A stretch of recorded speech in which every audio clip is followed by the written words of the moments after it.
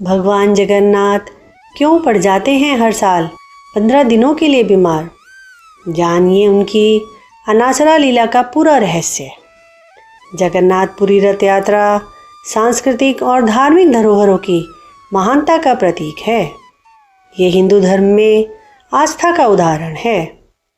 ज्येष्ठ मास की पूर्णिमा को भगवान जगन्नाथ की स्नान यात्रा का महोत्सव मनाया जाता है। इस दिन भगवान जगन्नाथ, बलराम, सुभद्रा को मंदिर के बाहर लाया जाता है। इस यात्रा को पहांडी यात्रा कहा जाता है। भगवान जगन्नाथ को 108 स्वर्ण पात्रों से भरे विभिन्न तीर्थ स्थलों के जलों से स्नान कराया जाता है और इसके तुरंत बाद भगवान को बुखार हो जाता है और भगवान जगन्नाथ बीमार पड़ जाते हैं। फिर 15 दिनों के लिए वह विश्राम के लिए चले जाते हैं। इस पूरी प्रक्रिया को अनासरा लीला कहा जाता है। इसे भगवान जगन्नाथ की ज्वर लीला भी कहा जाता है। इस दौरान मंदिर के पट दर्शन के लिए बंद कर दिए जाते हैं और 15 दिनों तक सिर्फ उनके निजी सेवक, जिन्हें दैत्यगण कहा जाता है, उन्हीं को भगवान के एकांतवास में जाने की अनुमति होती है। इस दौरान 24 घंटे चलने वाली भगवान जगन्नाथ की रसोई को 15 दिनों के लिए बंद कर दिया जाता है। 15 दिन भगवान भोग नहीं ग्रहण करते। उनको सिर्फ विभिन्न तरह के काढ़े और जड़ी बूटियाँ घोल कर पीने को दी जाती हैं कि इससे भगवान शीघ्र ठीक हो सकें।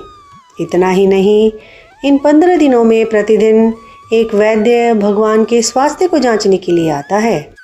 लेकिन आखिर भगवान जगन्नाथ हर साल 15 दिनों के लिए बीमार क्यों पड़ते हैं? यह सवाल हर भक्त के मन में आता होगा, तो इसका जवाब हम आपको देते हैं।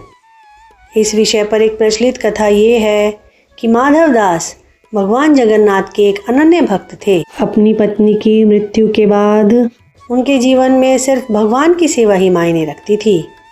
उम्र के साथ वह बहुत बीमार पड़ गए। लोगों ने कहा कि अब भगवान जगन्नाथ की सेवा तुम्हारे बस का काम नहीं।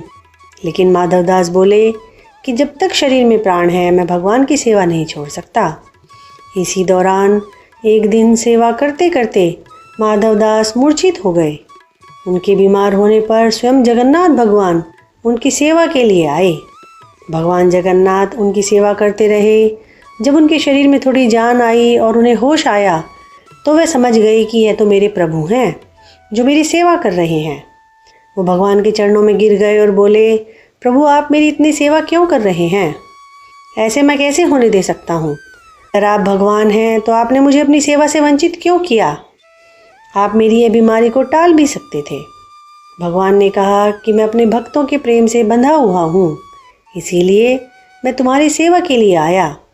लेकिन मैं किसी के भाग्य को नहीं बदल सकता। हर जीव को अपने कर्मों का फल तो भोगना ही पड़ता है। माधवदास, तुम्हारे भाग्य में अभी 15 दिन की बीमारी और लिखी है। लेकिन तुम्हारे प्रेम को देखते हुए और इसे भोगने की असमर्थता को देखते हुए मैं तुम्हारी यह शेष 15 दिन की बीमारी अपने ऊपर लेकर तुम्हारे क्लिष्ट संस्कारों का भुगतान करूँगा। माधवदास अश्रुपूरित नेत्रों से भगवान की लीला का आनंद लेते रहे। तभी से यह मान्यता है कि भगवान अपने भक्तों के कष्टों को 15 दिन के लिए अपने ऊपर ले लेते हैं और बीमार पड़ जाते हैं।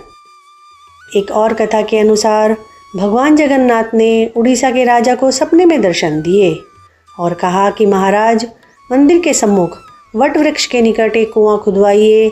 उसके शीतल जल से मैं स्नान करना चाहता हूँ और 15 दिनों के लिए एकांतवास चाहता हूँ। ज्येष्ठ पूर्णिमा के दिन भगवान को उस कुएं के जल से स्नान कराया गया और स्नान करने के बाद ही भगवान बीमार पड़ गए। भगवान ने राजा को स्वप्न में बताया कि इस 15 दिन की ज्वर लीला में मैं किसी भक्त को दर्शन नहीं दूंगा। इन्हीं कथाओं के चलते आज भी जगन्नाथपुरी में भगवान को यह पवित्र स्नान कराया जाता है और प्रत्येक वर्ष भगवान बीमार पड़ते हैं। इसके बाद 15 दिनों के लिए भगवान अपनी रहस्यमयी अनासरा लीला शुरू करते हैं। इन 15 दिनों में भगवान भक्तों को दर्शन नहीं देते, एकांतवास में रहते हैं। केवल उनके सेवक ही उनकी सेवा में रहते हैं और उनका पूर्ण रूप से उपचार किया जाता है। जगन्नाथ भगवान की बीमारी के 15 दिन के लिए मंदिर के द्वार बंद कर दिए जाते हैं और उनकी रसोई भी बंद कर दी जाती है। 15 दिन बाद जब भगवान ठीक हो जाते हैं तो मन को अच्छा करने के लिए उन्हें बाहर घूमने जाने का मन होता है।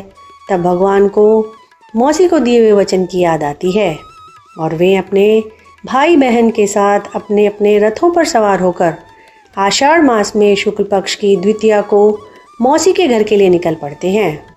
वे अपने मंदिर से चलकर पूरे नगर का भ्रमण करते हुए गुडूची मंदिर, जो कि भगवान की मौसी का घर माना जाता है, में पहुंचकर 1 सप्ताह भर वहीं ठहरते हैं और आषाढ़ मास शुक्ल पक्ष की दशमी को वापस अपने मंदिर में आ पधारते हैं।